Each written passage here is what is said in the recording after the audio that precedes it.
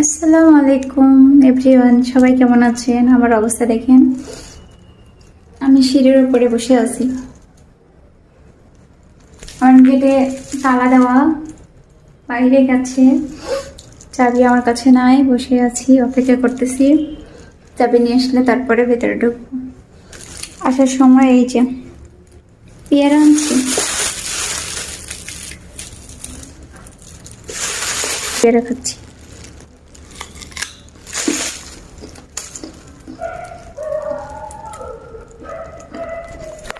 ভেতরে ঢুকতে পারছি না।